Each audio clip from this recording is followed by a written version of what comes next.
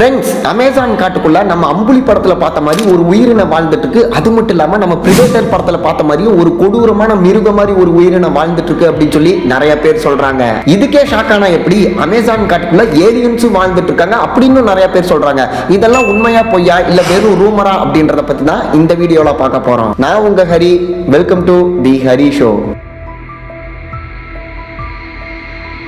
Number 1, எக்குரோனா. Amazon ஃபாரஸ்ட்ல வாழக்கூடிய சில பழங்குடியினர் என்ன சொல்றாங்கன்னா, அங்க இருக்க நதிகள்ல எக்குரோனா அப்படின்ற இந்த உயிரினம் வாழ்ந்துட்டு இருக்கு அப்படின்னு நம்பிட்டு இருக்காங்க. இந்த எக்குரோனா அப்படின்ற உயிரினம் அமேசான் ஃபாரஸ்ட்ல இருக்க நதிகளுக்கு அடியில் இருக்க நகரத்துல வாழ்ற மனிதர்கள். பழங்குடியினர் சில பேர் இந்த எக்குரோனாவை கடவுளா நினைச்சு வணங்கிட்டு இருக்காங்க. சில பேர் இதை மான்ஸ்டர் அப்படின்னு சொல்றாங்க. இந்த எக்குரோனா புராணத்துல சொல்லப்பட்ட கதை. இது முதல மேல, அதாவது crocodiles மேல தான் பயணம் பண்ணும்.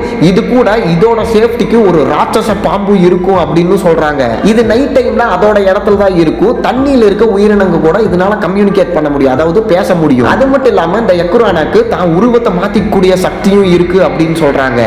என்னதான் இந்த உயிரினம் புராண கதைகளே வந்தாலும் இதை பத்தின சயின்டிபிக்கான 100% ப்ரூஃப் இது வரைக்கும் யாருமே பண்ணவே இல்லை. Number 2, devil's garden. அமேசான் காட்டுக்குள்ள ஒரு பகுதியில மட்டும் மரங்கள் எல்லாமே பார்க்கறதுக்கு ஒரே மாதிரியே வளர்ந்துருக்குமா. அதாவது ஒரு காடுனா மரம் செடி கொடி இதெல்லாம் கலந்து தானே இருக்கணும். ஆனா இங்க மட்டும் ஒரு பர்டிகுலர் ஏரியால மரங்கள்லாம் வரிசையா அப்படியே ஒரே மாதிரியே இருக்குமா. பக்கத்துல ஏதாவது புதுசா செடி கொடி வளர்ந்துச்சுன்னு வைங்களேன், அதோட ஆயுள் காலம் வெறும் ஒரே நாள் தான். எஸ், இன்னைக்கு முளைக்க ஆரம்பிச்சிச்சுன்னா நாளைக்கு செத்துரும். இதெல்லாம் பார்த்துட்டு அங்க இருக்க பழங்குடியினர் என்ன சொல்றாங்கன்னு பாத்தீங்கன்னா, இது பேய்கள் நட்ட வச்ச மரங்கள், அதனாலதான் இப்பெல்லாம் நடக்குது அப்படின்னு நம்பிட்டு இருக்காங்க. இதை கேட்ட நம்ம சயின்டிஸ்ட் எல்லாம் என்னடா இப்படிலாம் சொல்றாங்களே அப்படின்னு சொல்லிட்டு இதை பத்தி நம்ம ரிசர்ச் பண்ணி ஆகணும் அப்படின்னு சொல்லிட்டு பல வருஷம் ரிசர்ச் பண்ணி தான் ஒரு விஷயத்தை கண்டுபிடிச்சிருக்காங்க.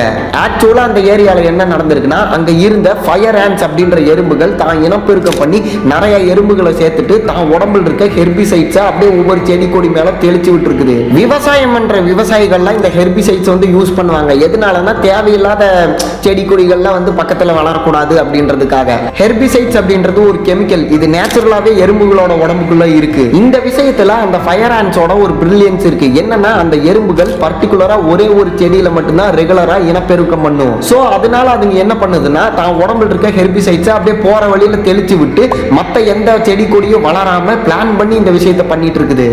எறும்புங்க இந்த மாதிரிலாம் யோசிக்குமா?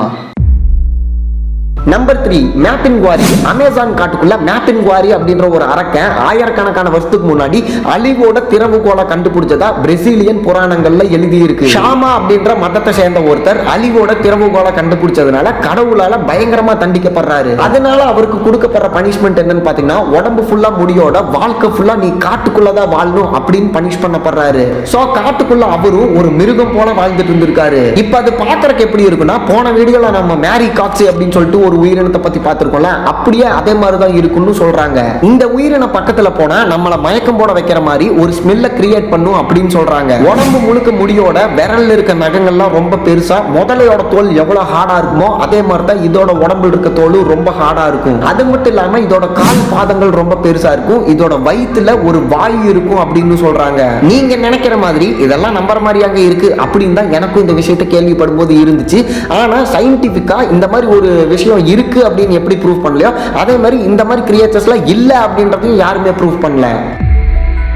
Number 4, aliens in Amazon forest.